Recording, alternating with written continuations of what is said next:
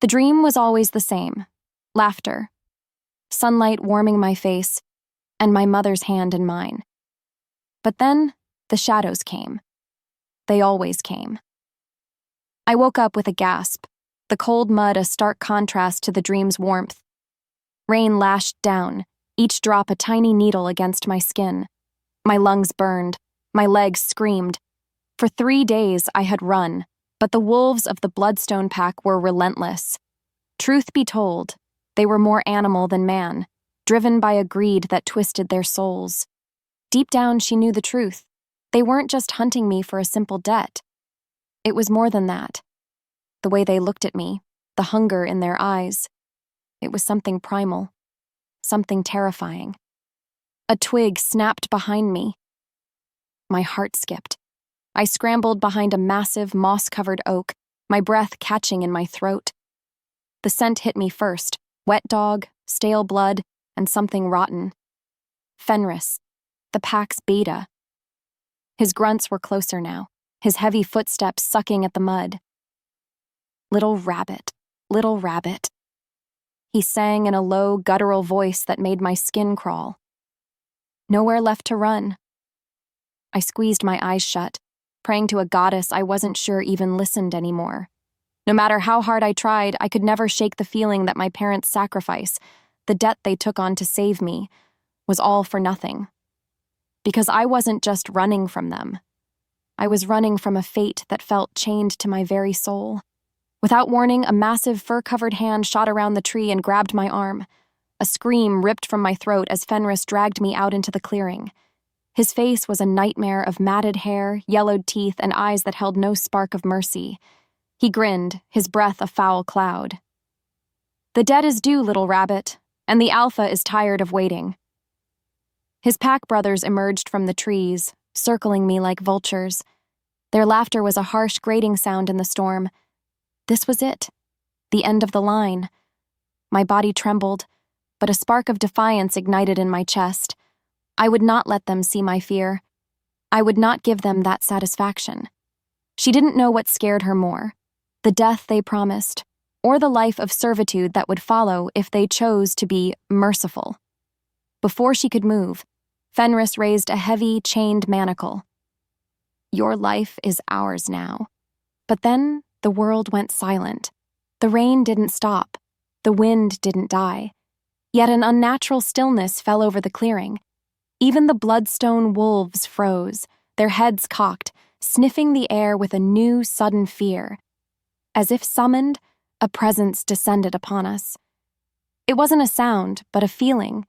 A crushing weight of power and absolute authority that made the air thick and hard to breathe.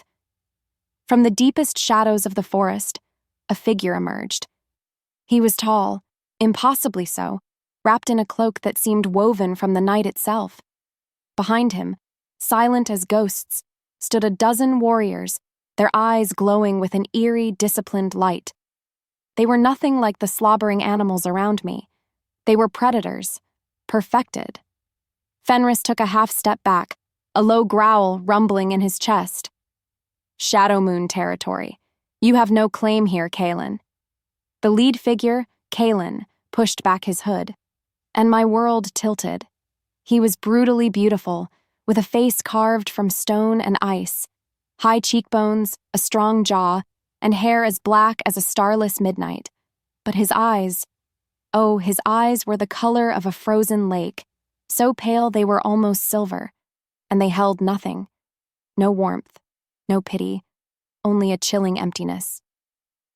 The moment their eyes locked, something inside her shifted. A strange hum, a low thrum of energy vibrated deep in her bones. A forgotten instinct, a whisper of a bond so ancient it felt like coming home and running from a nightmare all at once. "Mate." The word was a curse, a poisoned dart in his mind. For a century, the men of his line had prayed to be spared this, to be spared the one thing that could trigger the curse and unravel their entire world. And now, here she was, small, defiant, and drenched in the scent of rain and fear that called to every protective instinct he had spent a lifetime crushing. His wolf surged, a possessive primal roar in his soul. Mine. He shoved it down, burying it under layers of ice. He couldn't afford this. He wouldn't. Without another word, Kaelen moved. He wasn't just fast, he was a blur, a whisper of death. One of the bloodstone wolves lunged, and Kaelen's hand shot out, his fingers closing around the wolf's throat with a sickening crack. He dropped the body without a glance. The fight was over before it began. It wasn't a battle. It was an execution. The Shadow Moon warriors moved as one, a silent, deadly dance of claws and teeth that left the Bloodstone Pack broken and bleeding in the mud.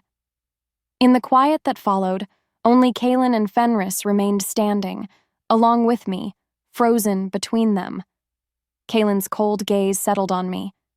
He took a step forward. With every step he took, the strange energy between us pulsed stronger, and a flicker of something crossed his face. Pain?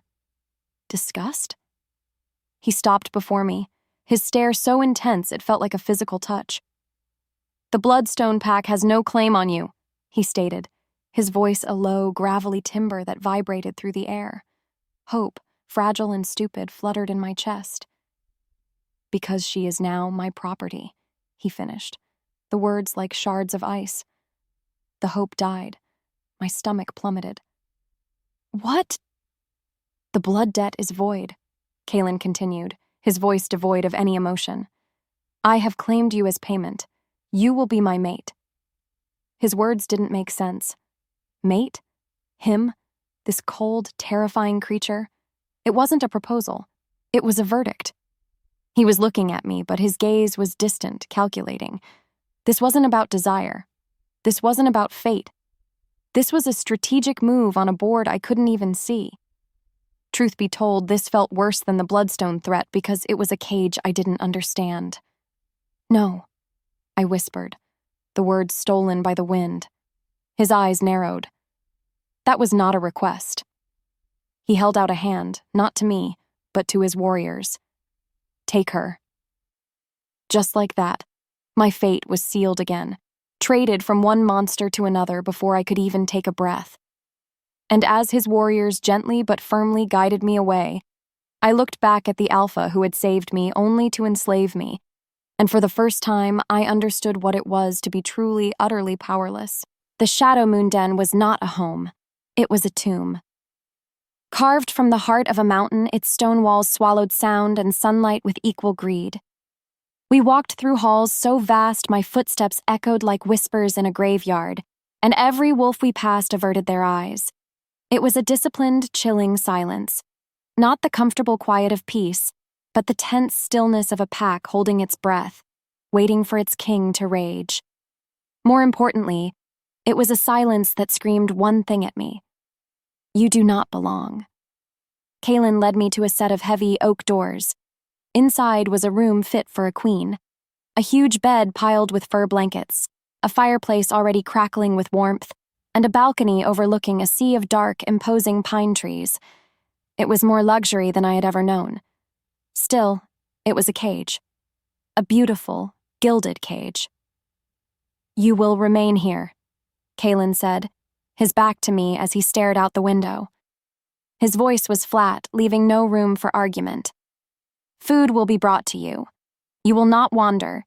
You will not speak to anyone unless spoken to. Is that clear? I stared at his rigid back, a strange mix of fear and fury bubbling inside me. For years, I slept in hollow logs and ate what I could forage, but at least I was free. This was a different kind of prison. Why are you doing this? I asked, my voice trembling slightly. Why claim me if you're just going to lock me away? Without turning, he answered, because your presence here is a necessary evil, a threat I must contain. He didn't explain. He didn't need to. Because of that, the cold weight of his words settled in my chest, heavy and suffocating. A threat? How could I be a threat to him? He finally turned, and under the weight of his stare, the air in the room grew thin. The rules are simple, Lena. Follow them, and you will be safe. Defy me. He let the word hang in the air, a promise more terrifying than any direct threat. And you will discover that the Bloodstone wolves were merciful by comparison. He left, the heavy door shutting with a sound of absolute finality. I sank onto the edge of the bed, the fine silk cold against my skin. What was worse, being hunted by monsters you could see, or being owned by one you couldn't possibly understand? In that moment, alone in that vast empty room, I had never felt more like a prisoner in my entire life. Days bled into a gray, lonely blur. True to his word, food appeared outside my door, but I saw no one. The isolation was a poison, seeping into my bones. So, driven by a stubborn refusal to be broken, I began to defy him in the only way I could. I started leaving my room. I was exploring a long, tapestry-lined corridor when I heard voices. Peeking around a corner, I saw the main dining hall. Kaelen sat at the head of a massive table, his elite warriors around him. They ate in near silence. My stomach growled. Maybe it was fate, or maybe it was just stupidity, but I stepped out from the shadows. Every head snapped in my direction. The room went dead silent. Kaelen's eyes found mine, and the air crackled. The bond, that strange, invisible string between us, pulsed. A sudden, sharp jolt of awareness. A flash of heat, unexpected and overwhelming, bloomed beneath my skin. The moment he saw her, it was like being struck by lightning. Pain, white-hot and searing, shot up his arm from the mark that bound them. The curse roared to life, feeding on that single, traitorous spark of connection. It was a physical agony, a punishment for the one thing his wolf screamed for. Mine. He had to crush it. He had to show her, and his pack, that she meant nothing. That she was a sickness to be endured, not a mate to be cherished. That's why he had to be cruel. It was the only way to keep them all safe. His face contorted into a mask of pure fury. He rose from his chair, his movements dangerously slow. "What did I tell you?" he asked, his voice a low, deadly rumble. I stood my ground, lifting my chin. "I will not be kept in a room like some pet." He walked toward me. With every step he took, the space between them burned. He stopped right in front of me, so close I could feel the heat radiating from his body. His scent, pine, snow, and something uniquely masculine and wild, was overwhelming. He leaned down, his lips brushing my ear. "You are less than a pet," he whispered, his voice a venomous caress. "You are a parasite, a weakness my pack cannot afford. Now get out of my sight before I forget my promise and give you back to the Bloodstone Pack myself." Her chest ached. The public humiliation, the cold venom in his words. It was a slap in the face. But behind the cruelty, I saw it. A flicker of something in his silver eyes, a deep, agonizing pain he tried to hide. Without another word, I turned and walked away, my back straight, refusing to let him see the tears welling in my eyes.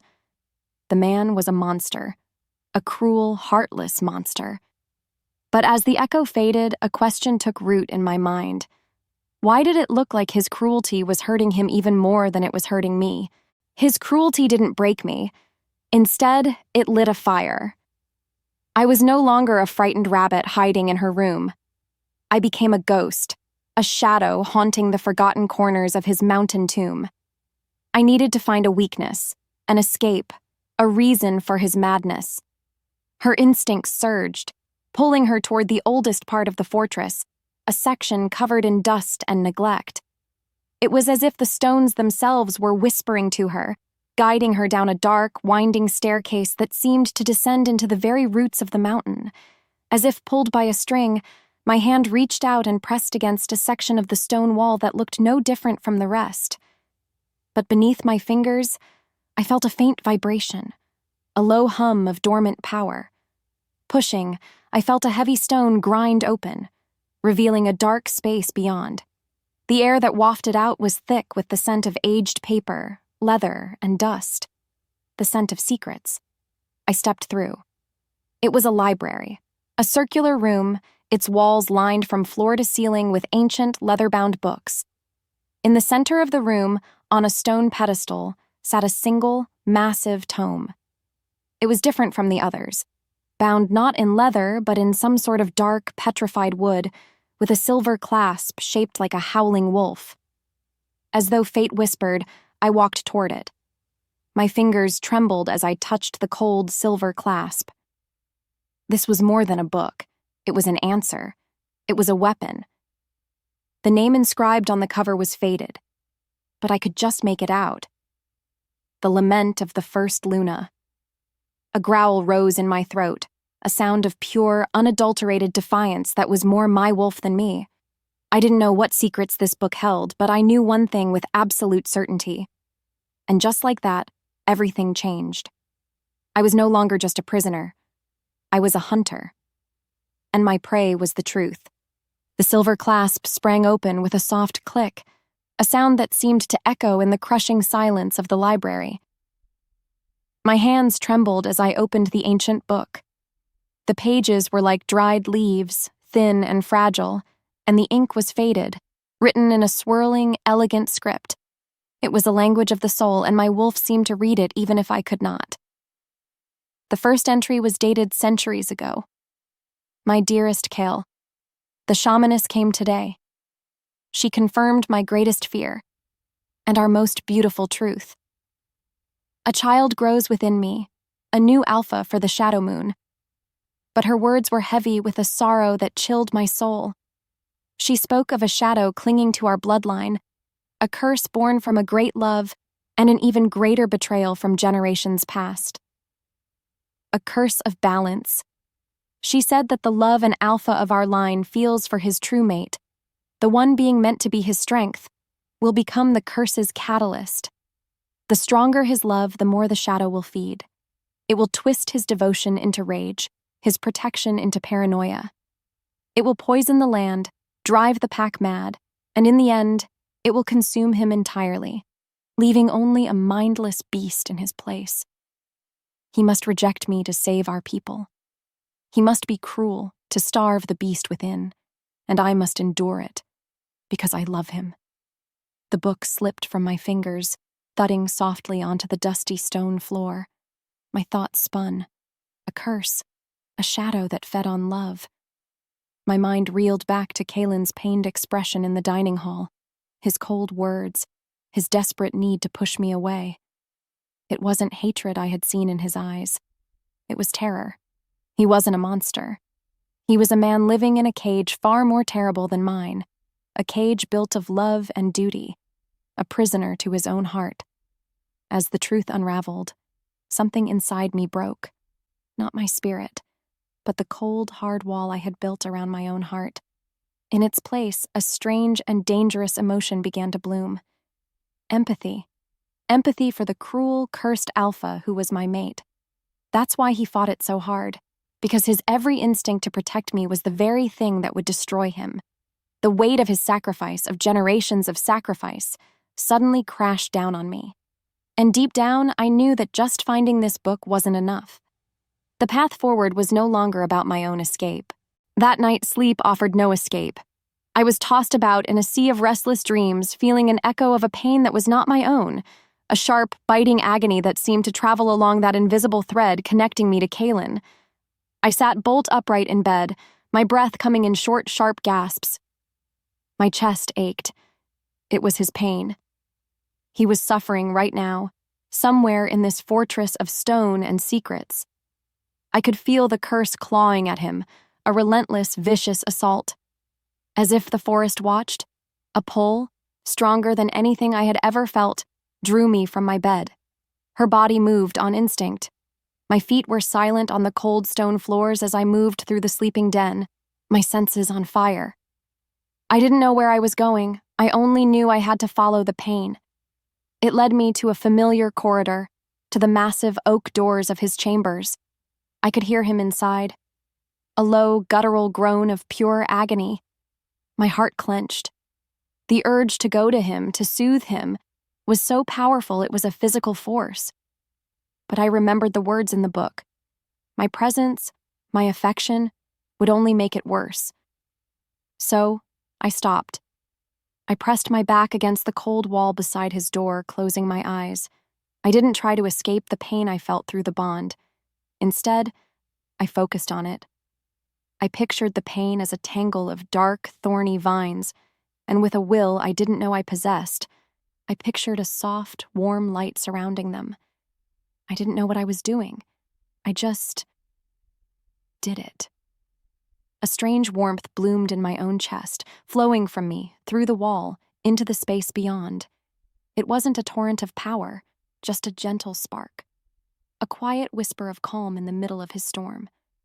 Moments later, the agonized groan from his room softened, then faded into silence. The echo of his pain in my own soul receded, leaving a strange quiet in its wake. My knees felt weak. I slid down the wall, my mind reeling. What was that? What had I just done? That power. It felt as ancient and familiar as the bond itself. Maybe it was fate that my parents' debt, the very reason I was here, was tied to something more than just my survival. The pain receded, not gone but muffled, as if a gentle hand had been placed over the mouth of a screaming monster. It was the first moment of true relief he had felt in years, and it terrified him more than the agony itself. The curse was a part of him. Nothing could touch it. Nothing. So what was this? This external, soothing presence? He stormed from his room at dawn, his mind a whirlwind of paranoia and suspicion. There was only one new variable in his tightly controlled world. Her. He found her in the corridor outside the Great Hall, and the sight of her sent a jolt of rage and fear through him. He seized her arm, his grip like iron, and slammed her against the wall. "What did you do?" he snarled, his face inches from hers, his silver eyes blazing with a wild, desperate light. I don't know what you're talking about, I stammered, my heart hammering against my ribs. The sheer force of his terror was overwhelming. "Don't lie to me," he roared, his voice echoing in the hall. "Last night, the curse, it felt you. It was some kind of magic. Witchcraft. What are you?" Before the words left her lips, a warrior, breathless and wide-eyed, skidded to a halt before them. "Alpha," he panted, his gaze flicking nervously between me and Kaelen. "Forgive me, Alpha, but a scout has returned. It's the Bloodstone Pack." Kaelen's head snapped toward the warrior, his grip on my arm loosening slightly. "What about them?" The warrior swallowed hard. "They're not just raiding anymore, Alpha. They've amassed their entire force at the northern border, all of them." The tension broke, replaced by a new, colder dread. "Fenris sends a message," the warrior continued, his voice trembling. "He demands retribution for the warriors you killed, and the return of his property." He glanced at me. "Alpha. They've declared war." The world narrowed to the single, terrifying word. War. The stress, the violence. It would be like pouring gasoline on the fire of Kaelen's curse. He was already losing control. A full-scale war wouldn't just destroy the pack, it would destroy him. And just like that, I knew my time for hiding and learning was over. The war room was suffocating. Maps were spread across a huge stone table marked with the aggressive blood-red symbols of the enemy. Kaelen stood at its head, his elite warriors flanking him, but the air was thick with more than just strategy. It was thick with fear, not of the Bloodstone Pack, but of their own Alpha. His knuckles were white where he gripped the table. A vein throbbed at his temple. He was a tightly coiled spring of rage and pain, the curse feeding on the pressure of the impending war. His commanders offered strategies, but he dismissed them with a sharp, guttural snarl, his judgment clouded by the shadow's influence. They were losing time. He was losing control. From the dark archway where I stood hidden, I made a choice. No longer would I be a passive observer. No longer would I be a victim of his curse. I leaned against the cold stone, closed my eyes, and reached for that quiet, warm spark inside me.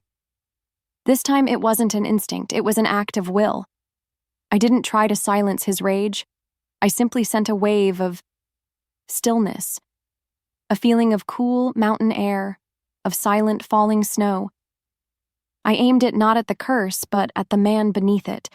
As if the wind shifted, Kaelen flinched, He blinked, shaking his head slightly as if clearing away cobwebs. The savage tension in his shoulders eased by a fraction. "No," he said, his voice suddenly clear and decisive, cutting through the room's tense silence. He pointed to a spot on the map. "Fenris will expect a direct confrontation at the Northern Pass. It's a foolish, brutish plan, and that's exactly why he'll do it. We will not meet him there. We will set a trap here, at the Whisperwood Narrows. We'll use the terrain to our advantage because they are strong, but we are smarter." A wave of relief washed over his warriors. They had their Alpha back. A brilliant strategist, a true commander. They didn't know it was my doing. But as Kaelen's gaze swept the room, his silver eyes paused for a heartbeat, snagging on the shadows where I stood. There was no recognition, only a deep, unsettling suspicion, a question that promised a later reckoning. In that moment, I had taken my first real step from pawn to player. But I had also painted a target on my back because I was meddling with a power he would never understand and could only fear. The forest floor was a chaos of mud and blood. The air was thick with the scent of pine and violence. The bloodstone wolves came just as he'd predicted, a howling, undisciplined wave of fury, crashing against the disciplined shield of his Shadow Moon warriors. But the real battle wasn't here in the mud. It was inside his own skull. With every clash of claws, with every snarled war cry, the curse roared. It sang a song of bloodlust, urging him to release his control, to shift, to become the monster. It wanted him to tear and rend and kill until nothing was left. He felt his bones creak, his senses sharpening to a painful degree. The rage was a physical thing, a burning fire behind his eyes. He was so close to slipping. Too close. He lunged, his claws extending, and gutted a charging bloodstone brute. He spun, driving his elbow into the face of another. He was a whirlwind of death, but it was taking every last shred of his will not to turn that same fury on his own men. His vision was starting to tunnel, tinged with red. No, not now. But then, something else. Beneath the roaring fire of the curse, he felt a whisper of cool calm, a distant echo of stillness. It didn't stop the rage, but it cleared the red from his vision, giving him a split second of clarity. It was the same influence he'd felt in the war room. Her. Somehow, it was her. The thought was so infuriating, so impossible, that it gave him a new focus. Fury at her intrusion warred with the curse's bloodlust. Because of that, he was able to seize back a sliver of control. He wasn't just fighting the bloodstone wolves anymore. He was fighting her phantom touch on his soul. "Fall back to the ridge," he roared, his voice carrying over the din of battle. His warriors obeyed instantly, luring the charging enemy deeper into the trap. They won the skirmish. The bloodstone forces retreated, leaving their dead behind. His pack looked at him with awe and fear. They saw a victorious Alpha. He, on the other hand, felt only the terrifying truth. He had almost lost himself completely. And worse, some unknown part of him was starting to rely on the very witchcraft he feared. He returned to the den hours later, long after the victory cheers had faded. The door to his chambers was left ajar. I found him slumped in a chair before the fire, his cloak and armor discarded on the floor. A deep gash ran along his forearm, sluggishly bleeding, and his whole body was tense with a post-battle exhaustion that was more soul-deep than physical. Before she could think, her body moved on instinct. I retrieved the healer's basket of herbs and clean linens that had been left outside my door. I knelt before him without a word. His head snapped up, a low, warning growl rumbling in his chest. "Get out!" I ignored him. My hands were steady as I soaked a cloth in warm water. As I reached for his arm, he flinched but didn't pull away. The silence stretched, thick with unspoken things. The air between us was a live wire, burning with his pain, his suspicion, and my own terrifying resolve. Beneath the moonlight filtering through the window, I gently cleaned the wound. His skin was hot to the touch. As my fingers brushed against his, a jolt of energy passed between us. The bond, raw and undeniable. A soft, warm light bloomed from my palm, and I watched, mesmerized, as the edges of the gash began to knit together, the bleeding stopping completely. He sucked in a sharp breath, staring at my hand on his arm as if it were a serpent. He snatched his arm back, rising to his feet to tower over me. "What are you?" he gritted out, his voice a ragged whisper of disbelief and fear. I rose slowly, meeting his wild gaze without flinching. Her voice trembled, but not with fear, with a newfound certainty. "I'm the one you're afraid of," I said, my voice barely audible but carrying all the weight of the secrets between us. "But not for the reasons you think." I held his gaze. "It isn't my power that terrifies you, Alpha," I continued, my heart pounding. "It's the fact that when I use it, you don't want me to stop." The color drained from his face. The truth of my words hit him with the force of a physical blow, leaving him stunned into silence. Between them, something cracked. The pretense was shattered. He knew that I knew. And in the quiet that followed, we both understood that the war with the Bloodstone Pack was nothing compared to the war that was about to begin right here, in this room. Her words from the night before were a poison in his veins, more potent than any curse. "You don't want me to stop." She had seen his weakness. She had peeled back a century of armor and stared directly at the terrified man cowering beneath it. The shame was a physical burn, and it fueled a reckless, desperate fire. He would prove her wrong. He would end this war, crush the Bloodstone Pack, and silence the whispers of the curse and the bond forever. He would cut her out of his soul, even if it meant carving out a piece of himself. He stormed into the war room, his presence sucking all the air from the space. His commanders flinched at the raw power rolling off him. Lena stood in the shadows, her gaze heavy, but he refused to look at her. He refused to acknowledge the silent pull from her direction. Instead, he slammed his fist on the map, rattling the stone table. "The traps are not enough. We are the Shadow Moon. We do not hide in the woods like cowards. We attack." His second in command, a grizzled old wolf named Lucian, stepped forward. "Alpha, that is what Fenris wants. He expects a direct assault. It is a foolish risk." "Fenris is a dog chasing a scent," Kaelen snarled, his silver eyes flashing with dangerous light. "He has no strategy beyond brute force. We will meet him with a force greater than he can imagine. We will break their lines at the Blackwater Ravine and drive them back into their own territory before the next full moon." Lucian opened his mouth to object again, but the look on his Alpha's face silenced him. It was not the face of a strategist. It was the face of a gambler pushing all his chips onto the table for one final desperate hand. He was leading them into a slaughter, and he knew it. But the thought of another moment of weakness in front of her, another second of relying on her strange, soothing magic, was a fate worse than death. This reckless plan was his only path to freedom. To make things worse, he felt a perverse satisfaction in it. Let the world burn. At least then, she couldn't see into his soul. A cold dread had been my constant companion since Kaelen announced his plan. I wasn't a strategist, but even I could see the madness in it. It was a plan born not from wisdom, but from a wounded pride so deep it bordered on a death wish. Through the bond, I could feel him, a frantic, roaring inferno of pain and denial, pushing everything and everyone away. I stood on the overlook with the healers, watching our warriors march toward the Blackwater Ravine. The formation was aggressive, powerful, and completely exposed. As the sky darkened, the sounds of battle drifted up from the valley below. At first, it sounded like a victory. The roars of the Shadow Moon wolves were strong, confident. But then, the tone shifted. The triumphant cries turned to screams of pain and surprise. Her breath caught. It was a trap.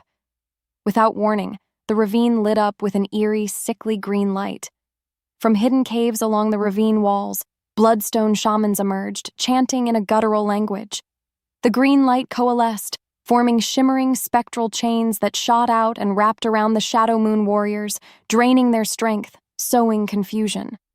It was forbidden magic, soul-draining magic. The main Bloodstone force, which had seemed to be in retreat, turned back, their numbers twice what the scouts had reported. They fell upon the weakened and disoriented Shadow Moon warriors like a tide of death. Kaelen's brilliant, reckless charge had led them straight into the jaws of a perfectly executed ambush. My hands flew to my mouth, a choked sob escaping. I could feel the chaos through the bond, the pain, the fear, the dying. And at the center of it all, Kaelen's rage turning to horrified disbelief. He had been so sure, so arrogant. He had believed Fenris was a simple brute, but the truth was far worse. Fenris wasn't just a brute. He was a monster who knew exactly how to break an alpha. Alpha. The scream was cut short by the sickening crunch of bone. It was a slaughter. His warriors, the most elite fighters in the territories, were being cut down by spectral chains and a tide of snarling enemies. He had led them here. His pride, his desperation to escape her. It had led them all to their deaths. A massive figure landed before him, shaking the very ground. Fenris, the Bloodstone Alpha, was larger than he remembered, his eyes glowing with the same sick green energy as the shaman's magic. He wasn't just empowered, he was possessed by something ancient and foul. "You look surprised, Kaelen," Fenris taunted, his voice a gravelly echo. "You thought I was a simple beast? You judged my book by its cover." He held up a dagger. It was not steel, but carved from the bone of some great beast, its edge shimmering with a dark, oily poison. "This was made for your family, a special recipe. It doesn't just kill the body, it unchains the soul." Rage, pure, untethered, and absolute, consumed him. He lunged. The fight was a blur of primal fury, but Fenris was faster, stronger than he should have been.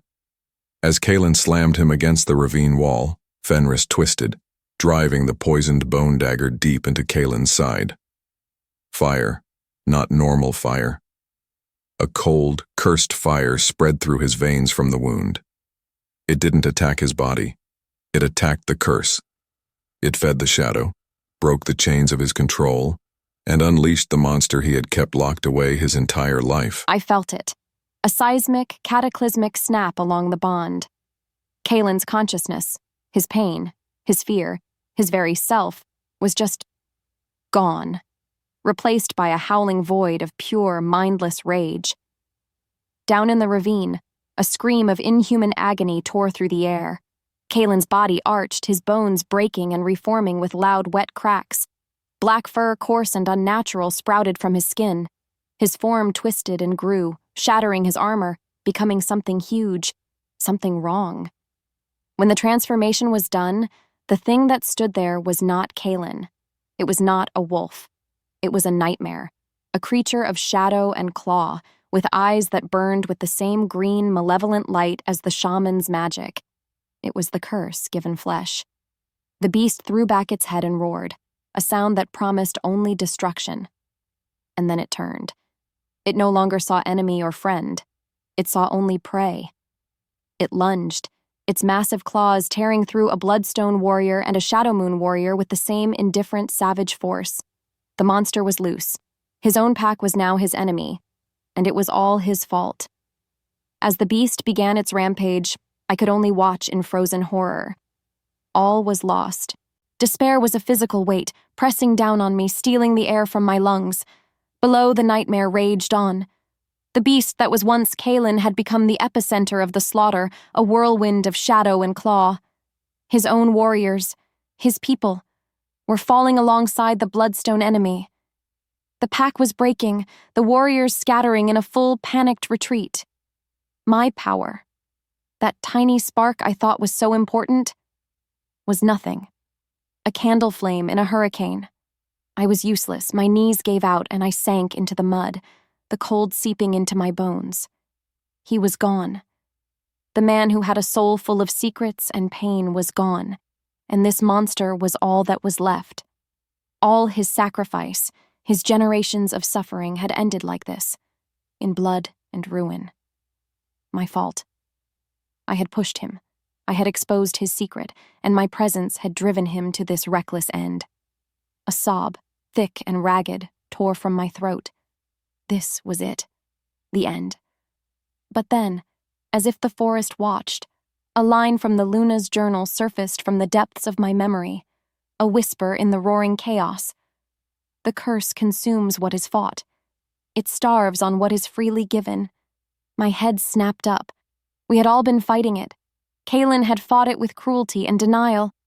I had tried to fight it with my little sparks of soothing magic, but the journal never said to fight it. It said to starve it.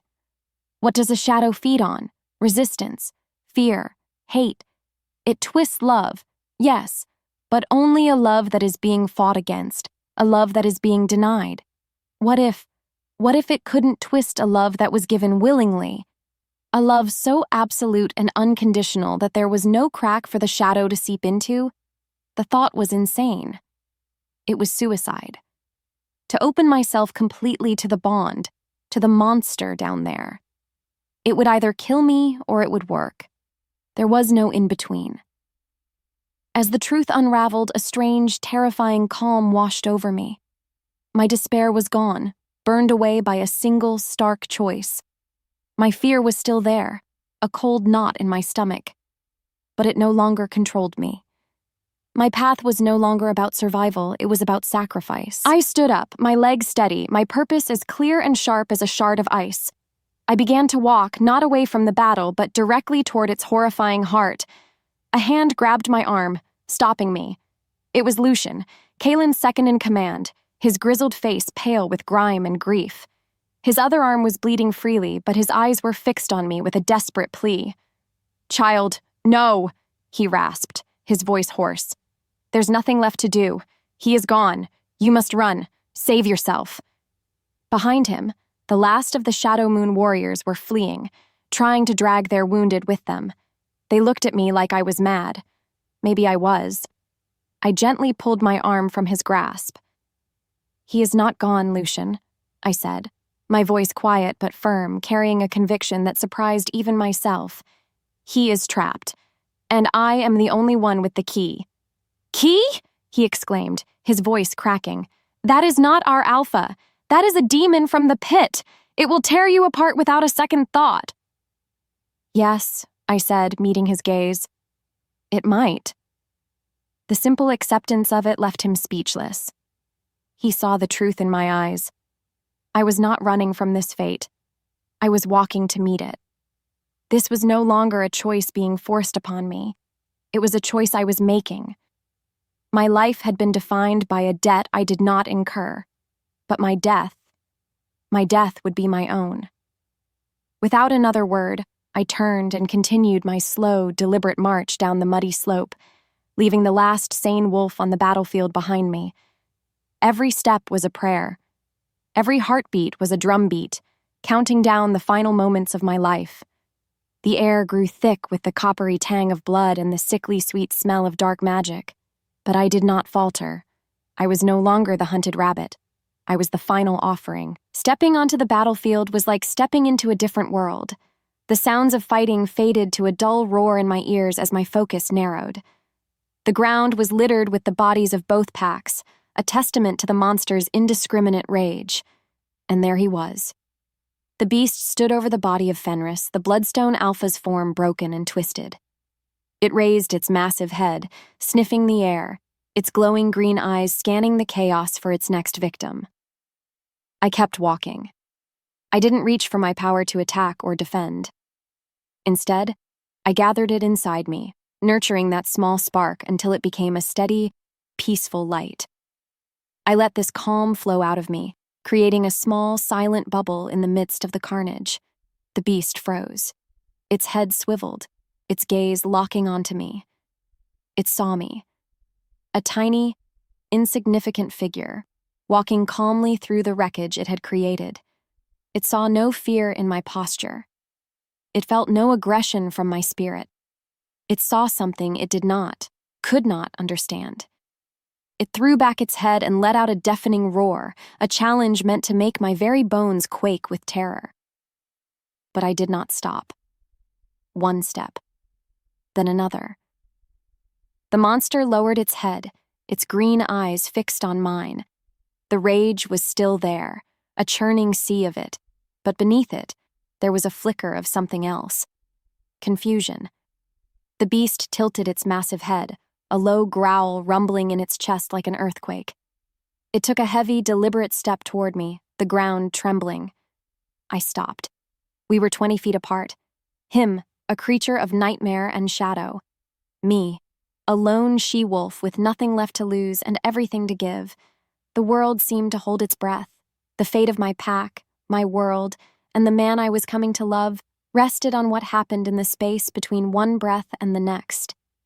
The beast's roar washed over me, a physical force of sound and fury that should have shattered my bones. But it didn't. Because deep down, she knew the truth. That roar wasn't for me. It was the sound of a caged thing, screaming at the bars of its own prison. It took another step. The ground shuddered. Its glowing green eyes, filled with the madness of the curse, were pits of endless rage. But I didn't see a monster. I saw him. I saw Kaelen, trapped in the darkest corner of his own soul. So, I did the one thing the curse could never anticipate. I opened myself to it. I didn't just let the bond exist. I reached for it. I wrapped my consciousness around that invisible thread and pulled. I wasn't sending power. I wasn't sending calm. I was sending me. All of me. My fear, my stubbornness, my flicker of hope, and the strange, terrifying empathy I felt for the man who had been my captor. I'm here, I thought, pushing the feeling down the bond. I'm not running. I see you. The beast stopped. Its massive head tilted, a flicker of profound confusion crossing its monstrous features. The green light in its eyes wavered, just for a second. It had expected terror. It had expected a fight. It had no defense against acceptance. It let out another roar, but this one was different. It was less a challenge and more a question, a sound of pained bewilderment.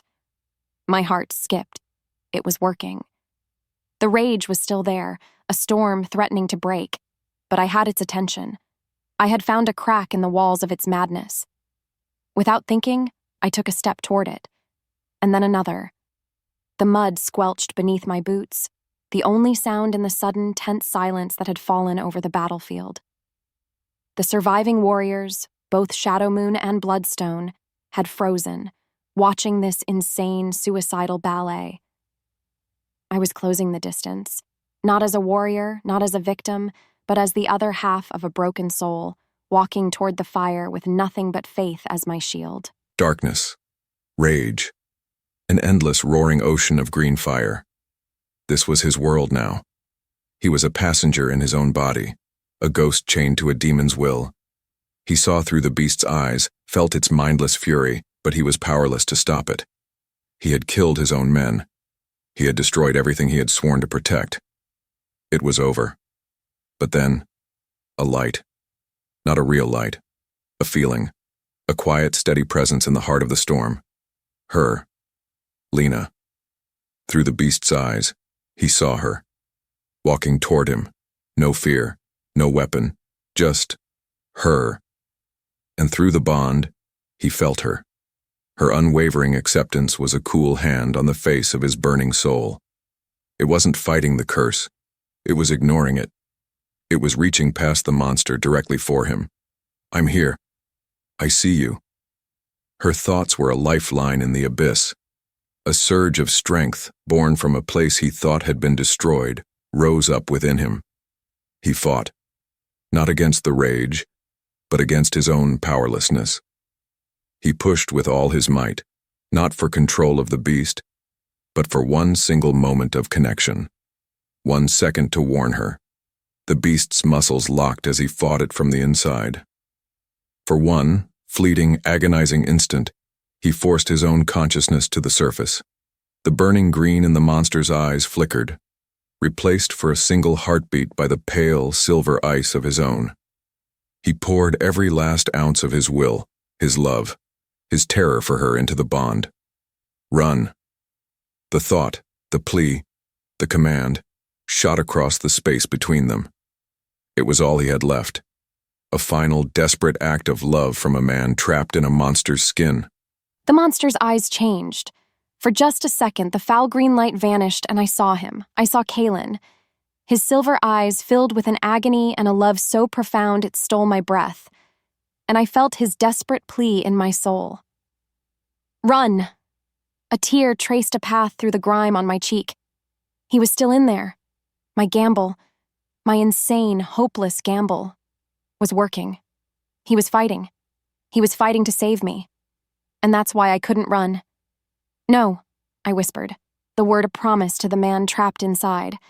I closed the final distance between us. The beast stood frozen, the two wills warring within it. I reached out a trembling hand, my fingers brushing against the coarse, shadow-black fur of its chest. It was cold, like a thing that had never known the sun. I looked up into those churning, conflicted eyes. I'm not leaving you, I said, my voice clear and strong. And then I did the last thing the curse would ever expect. I didn't try to heal him. I didn't try to push the monster out. I embraced it. I dropped every shield, every wall, every last defense around my heart and soul. I opened the floodgates of the bond and poured everything I was into him. My life force, my light, my pain, my hope, and the fierce, unconditional love that had grown in the ruins of his cruelty. I wasn't giving him a weapon to fight the curse. I was offering the curse a feast so rich it would choke on it. With my hand pressed against his chest, a blinding, brilliant light erupted from my palm, from my very soul. It was not a light of attack, but a light of pure, absolute surrender. A light that screamed to the heavens that love was not a weapon, but a sacrifice. The beast roared, a sound of both agony and release, as the white-hot energy of my soul met the cold, ancient darkness of the curse head-on. The light consumed everything. It was not hot, but it burned. I felt the curse lash out, a being of pure, ancient hate, and it recoiled from my offering. It tried to twist my love into pain, my sacrifice into fear, but it found no purchase. There were no cracks to hide in, no shadows to grow.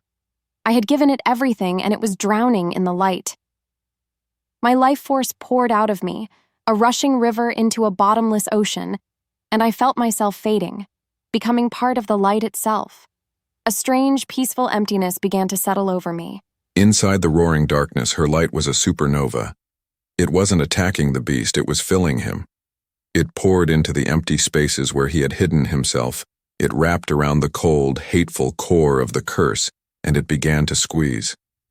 He felt a pain beyond all reckoning as the shadow that had been fused to his soul for a lifetime was burned away. It was the agony of a limb being torn off, of a poison being purged.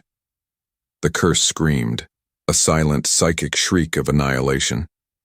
He felt it shatter, not fade, not retreat, but shatter into a million pieces of forgotten darkness. The green fire in his mind was extinguished, leaving only her warm, brilliant, and fading light. And for the first time in his life, he was free. He was whole. And she was disappearing. As the white light reached its peak, the beast's final roar of agony and release shook the mountains. Then silence. The light imploded, vanishing as quickly as it had appeared. The world rushed back in a dizzying wave of sound and color. The massive, monstrous form before me dissolved like smoke, collapsing in on itself. In its place, Kaelen knelt on the muddy ground. Just Kaelen. Human. Naked. And trembling. The curse was gone from his eyes, leaving only the pure, clear silver I had only ever dreamed of. He looked at me, his expression one of dawning, horrified realization. The last of my strength gave out. My legs buckled, and my world faded to black as I collapsed onto the blood-soaked earth. My final thought was not of the battle or the victory, but of the breathtaking, beautiful clarity in his eyes. I woke to the smell of rain and wet earth. My body ached with a deep, bone-weary exhaustion, but the frantic, agonizing thrum of the curse along the bond was gone. There was only a quiet hum, a gentle, peaceful presence where the roaring void used to be. I pushed myself up on one elbow. The battlefield was eerily still. The surviving Bloodstone wolves were gone, having fled in terror. My pack, the Shadow Moon warriors, stood frozen on the ridge, staring down at us with expressions of stunned, reverent disbelief. Kaelen was kneeling beside me. He had pulled his dark cloak from the mud and wrapped it around his shoulders. He wasn't looking at his warriors, or at the devastation around them. He was looking at me, and his face was a portrait of utter devastation. The monster was gone, but now the man had to face what the monster had done. The weight of it all, the battle, his recklessness, my sacrifice, his freedom, crashed down on him, and his expression crumbled. He reached a hand toward me, his fingers trembling, then pulled it back as if burned.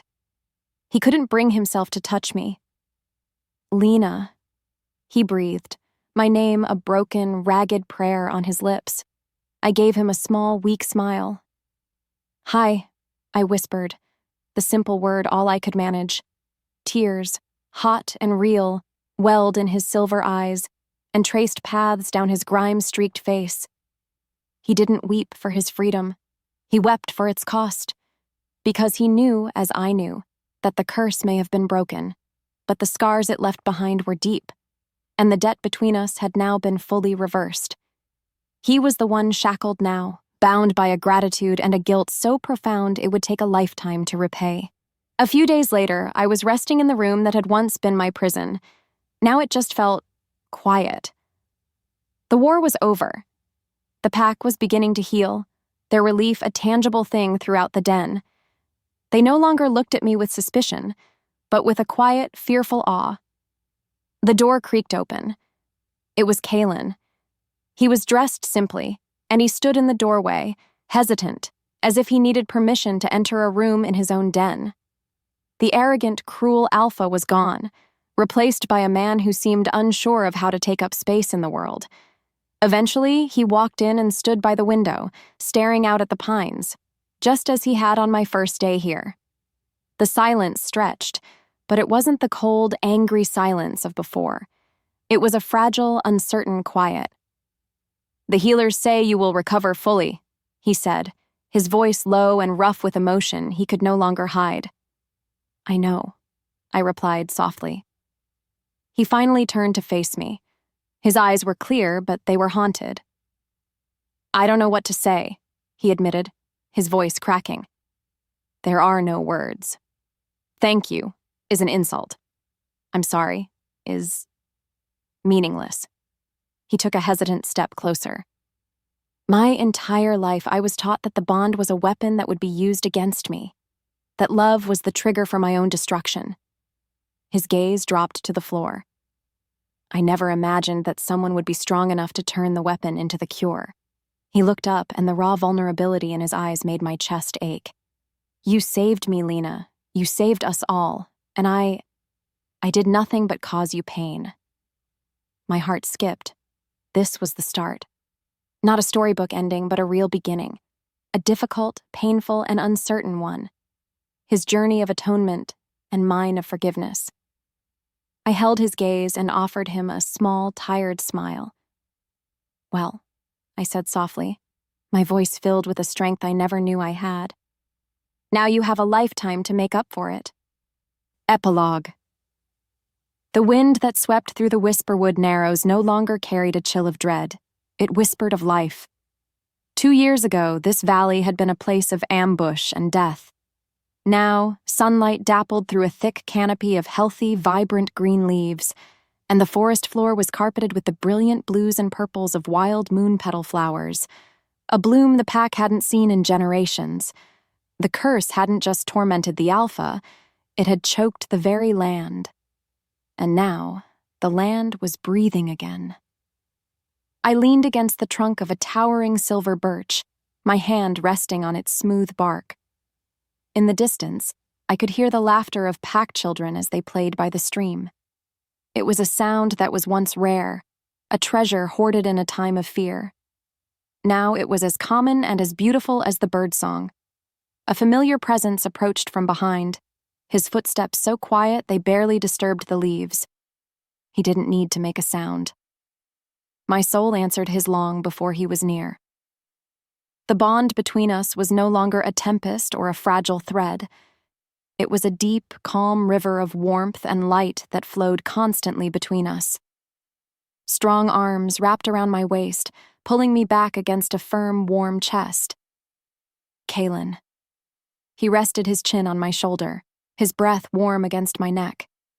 He didn't speak, just held me, his silence no longer a weapon of cruelty, but a comfortable language of peaceful companionship. He had never truly lost the memory of the monster he had been, but he no longer let it define him. Instead, he allowed it to be a constant reminder, a foundation of humility upon which he had rebuilt himself piece by painstaking piece. "What are you thinking about?"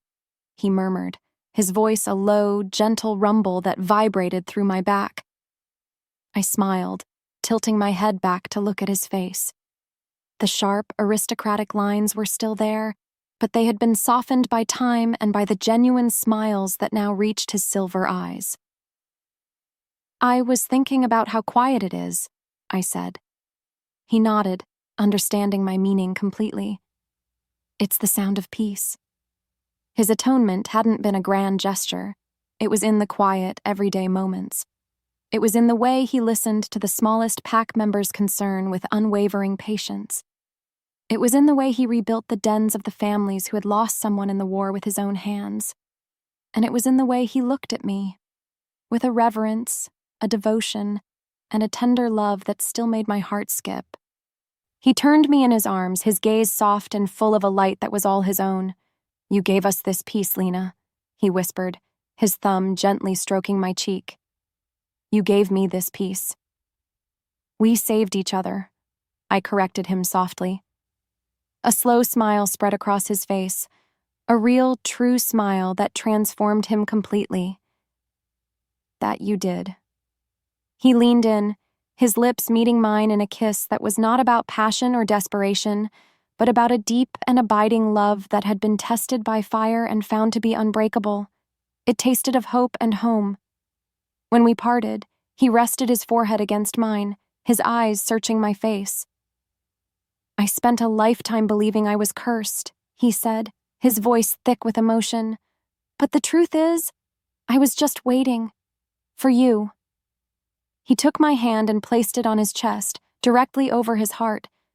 Beneath my palm, I felt its steady, strong beat, a heart that was whole, a heart that was mine. And as we stood there, wrapped in the warmth of the sun and the quiet peace of our healed world, I knew the lament of the past was finally over. Our future was a blank page, and we would write a song of our own. Thank you so much for watching this video. We really appreciate you spending your time with us. If you enjoyed what you saw, we've got a whole library of other videos packed with more great content just like this, waiting for you on our channel. So, why not dive into another one right now? And hey, if you want to make sure you don't miss out on our next upload, hit that subscribe button and the notification bell. We'd love to have you join our community and see you in the next video. Thanks again.